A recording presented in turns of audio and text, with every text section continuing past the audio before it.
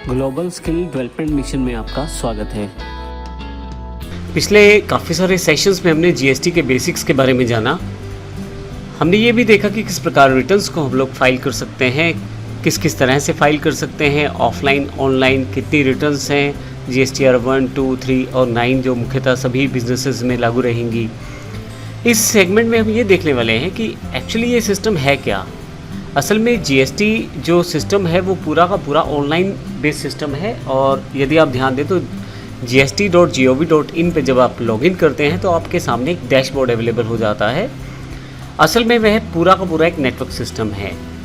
इस पूरे network system की जानकारी हम लेने वाले हैं एक प्रैक्टिकल एग्जांपल के द्वारा, ताकि जब हम रिटर्न्स की बात करें या जब हम ऑनलाइन पैनल पे रहें तो आपको ये सब चीज़ें क्लियर रहें।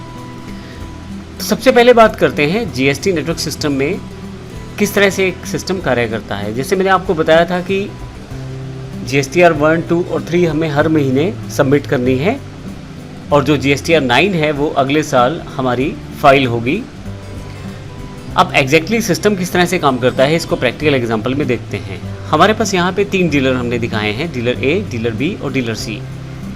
हम डीलर बी हैं। डीलर बी जो है वह परचेज भी करता है और सेल्स भी करता है। तो डीलर बी हम हैं और हम परचेज़ करते हैं डीलर ए से, और एग्जांपल में डीलर सी को हम सेल करते हैं। अब हम इस पूरे सिस्टम में ये देखेंगे कि किस प्रकार से ये पूरा प्रोसेस चलता है। सबसे पहले बात करते हैं इस बेसिक एग्जांपल की। इसमें हम ये मान के चलते हैं कि सभी रिटर्न्स जो फाइल की जाने वाली हैं वो बिल्कुल ठीक है और इनमें किसी तरह का रेक्टिफिकेशन की ज़रूरत नहीं है। तो इसलिए हमने यहाँ पे टाइटल दे दिया है विद नो रेक्टिफिकेशन। हम डीलर बी हैं और डीलर बी परचेज करता है डीलर ए से और सेल्स करता है डीलर सी को। तो यहाँ पे नीचे की तरफ एक टेबल दिया है, हम इसको फॉलो करेंगे। नंबर दिए गए हैं 1, 2, 3। इन स्टेप्स को फॉलो करते हुए हम अपनी रिटर्न्स फाइल करेंगे और देखेंगे कि किस तरह से पूरा प्रोसेस ये चलता है।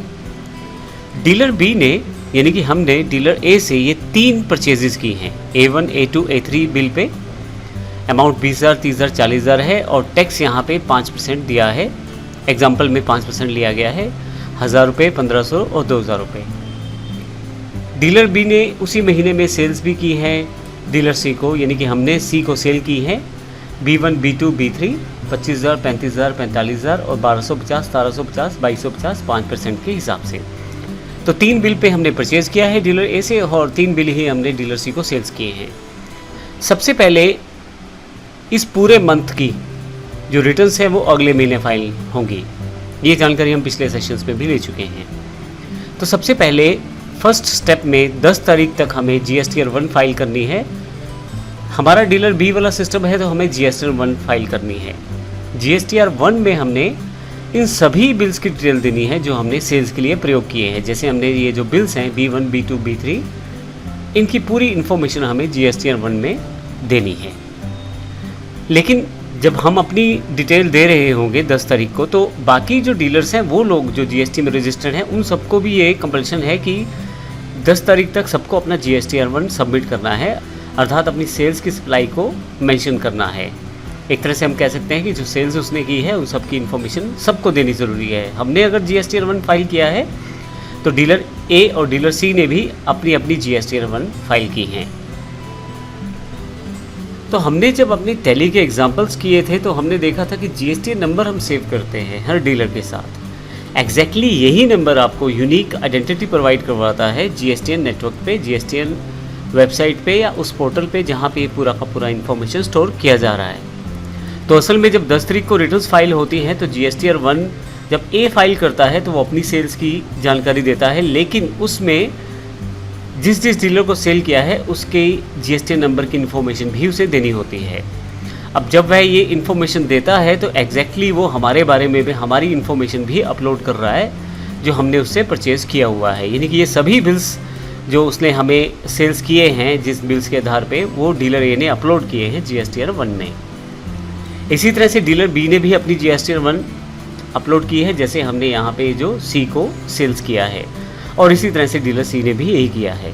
10 तारीख को सारी इन्फॉर्मेशन जो है जीएसटीएन कोड के साथ हमने अपलोड कर दी है।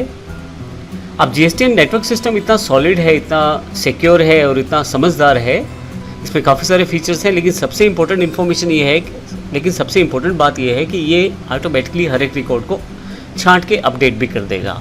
तो 11 तारीख को जब आप अपने पैनल को देखेंगे तो डीलर बी यानी कि हम डीलर बी हैं, तो हमारे पास GSTR 2A के अंतर्गत 11 तारीख को ही हमारे पास हमारी परचेज़ की इन्फॉर्मेशन आ जाएगी। अब हमने तो परचेज़ का कोई भी बिल अपलोड नहीं किया, तो ये इन्फॉर्मेशन कहाँ से आई? जब डीलर ए ने या उन डीलर्स ने जिनसे हमने परचेज़ की है उन्होंने अपनी सेल्स GSTR 1 में अपलोड की, तो उन्होंने हमारा GSTN नंबर दिया और वहीं से हमारी परचेज़ एक तरह से तैयार हो गई। उन सभी बिल्स को उठाकर हमारे GSTN कोड की वजह से उन सभी बिल्स को इकट्ठा करके GSTR 2A तैयार कर दी गई हमारे लिए। और हम अगर 11 तारीख को देखें तो हमारे पास वो सभी बिल्स की इन्फॉर्मेशन रहेगी जहाँ जो हमने परचेज़ के लिए प्रयोग किए हैं। अब इस एग्जांपल में ये मान के चल रहा हूँ कि वो सभी बिल्स आ गए हैं, जैसे कि जो हमने A से परचेज़ किया था A1, A2, A3 इन सब की इन्फॉर्मेशन 2A में आ गई है। 15 तारीख तक ये सबमिट हो जाएगा। और इसी तरह से A के पास A के रिलेटेड इन्फॉर्मेशन जहाँ से A ने परचेज़ किया है, और डीलर C के पास उसने जहाँ से परचेज़ किया है 2A उनके पास भी अपनी अपनी आ जाएगी। अब डीलर C ने तो हमसे ही परचेज़ किया है, तो इस कारण से जब हम GSTR 1 अपनी अपलोड करेंगे, क्योंकि मैं डीलर B हूँ, जब मैंने अपलोड की है अपनी GSTR 1 तो उसके रिगार्डिंग जो परचेज़ है वो भी डीलर C के अकाउंट में 11 तारीख को आ जाएगी GSTR 2A बन के, यानी कि सबके पास GSTR 2A भी आने वाली है अकॉर्डिंग टू परचेजेस। जो बिल्स हैं वो वैल्यू और वो जो इन्फॉर्मेशन है वो सबके पैनल में दिखाई देने वाली है। इनमें से कोई भी परचेज़ अपलोड नहीं करेगा, परचेज़ की इन्फॉर्मेशन आपके पास आपके डीलर द्वारा ही अपलोड करवा दी जाएगी जहां से आपने परचेज़ किया है। क्योंकि इस एग्जांपल में हम ये मान के चल रहे हैं कि किसी भी तरह का कोई रेक्टिफिकेशन अर्थात कोई भी चेंजेस नहीं किए गए। जो हमने A से परचेज़ की थी वो प्रॉपरली A ने अपने अकाउंट में अपलोड की है, यानी कि अपनी सेल्स के रूप में GSTR 1 में, और इसी तरह से हमने जो सेल्स की थी हमने भी प्रॉपरली अपलोड की है। अब GSTR 2A में परचेज़ हमारे पास आ गई, हमने चेक कर लिया और सबमिट कर दिया। इसके पश्चात पैनल में आपके पास दिखाई देगी GSTR 3 15 तारीख के बाद। अब इसके पश्चात दिखाई देगी आपको GSTR 3 16-17 तारीख के पश्चात ये दिखाई देगी, जिसमें आपके पास इसमें कितना आपने टैक्स देना है गवर्नमेंट का, कितना आपका इनपुट टैक्स क्रेडिट है, ये सारी इन्फॉर्मेशन यहाँ दिखाई देनी शुरू हो जाएगी। मैं अगर इसको प्रॉपर एग्जाम्पल के रूप में चलूँ तो यहाँ पे अब एग्जाम्पल के रूप में देखें तो जो टैक्स था वो हमने इनपुट टैक्स के रूप में ऑलरेडी डीलर ए को पे कर दिया था 4500 रुपये। तो जब हमने सेल्स किया था तो 5250 रुपये टोटल टैक्स हमने आगे से कलेक्ट भी किया है। तो 5250 और 4500 की ये इन्फॉर्मेशन जो है ये हमें 20 तारीख तक फाइनली चेक करके एक बार सबमिट करनी है, और साथ में अपना जो टैक्स अगर ड्यू है तो वो भी साथ ही हमें सबमिट करना है, यानी कि उसको भी ऑनलाइन हम पे कर सकते हैं। तो ऐसे केस में यदि आप देखें तो GSTR 3 जब हमारे पास 20 तारीख तक सब फाइनलाइज हो के आ गया है तो हम एक बार चेक कर सकते हैं इनपुट टैक्स क्रेडिट जो आपको मिलेगा वो मिलेगा जो आपने परचेज़ पे ऑलरेडी पे कर चुके हैं टैक्स, और फिर जो आपने सेल से टैक्स कलेक्ट किया है, इन दोनों पे डिफरेंस के आधार पे। अब यदि यहाँ देखें तो GST टैक्स जो सेल्स पे कलेक्ट किया गया है 1250, 1750, 2250 रुपये टोटल ये बैठते हैं 5250 रुपये। लेकिन ये टैक्स हमने कलेक्ट किया है और जो टैक्स हम पे कर चुके हैं डीलर ए को 1000 रुपये, 1500, 2000 यानी कि 4500 टैक्स हम पे भी कर चुके हैं। तो ऐसे केस में दोनों का जो डिफरेंस है आउटपुट टैक्स में से इनपुट माइनस कर देंगे तो 750 रुपये हमें पे करने हैं। तो अल्टीमेटली तीसरा स्टेप हमारा टैक्स पेमेंट का है। 20 तारीख तक हमें ये सबमिट करना है और पेमेंट भी करनी है। तो ये पहला एग्जाम्पल है जिसमें किसी भी तरह का कोई चेंज नहीं था। अगर चेंज होता है तो क्या होगा इसको हम अगले सेशन में देखने वाले हैं, लेकिन अभी तक के लिए हमने जो जानकारी ली है सबसे पहले स्टेप पे 10 तारीख तक सब डीलर्स को GSTR 1 अपलोड करना है, जिससे कि हमारी परचेज़ हमारे अकाउंट में 11 तारीख से 15 तारीख के बीच में सारी इन्फॉर्मेशन हमारे पास अवेलेबल हो जाती है।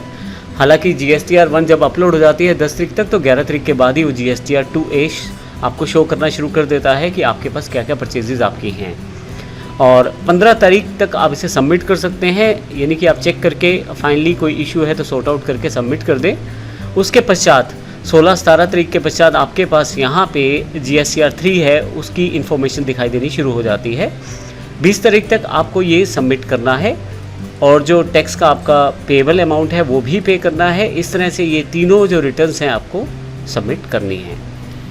अगले सेशन में हम बात करने वाले हैं अगले एग्जाम्पल की, जिसमें हम देखेंगे कि अगर किसी कारण से कोई इशू आ रहा है, कहीं पे कुछ गड़बड़ है बिल्स की अमाउंट में, कोई बिल मिस है, कोई बिल गलत डाल दिया गया है, तो उस केस में क्या तरीका है और किस तरह से वो रेक्टिफाई होकर हमारी पैनल में दिखाई दे और हम अपनी एक्चुअल रिटर्न्स को फाइल कर पाएँ। तो नेक्स्ट सेशन में इसकी जानकारी लेंगे। धन्यवाद।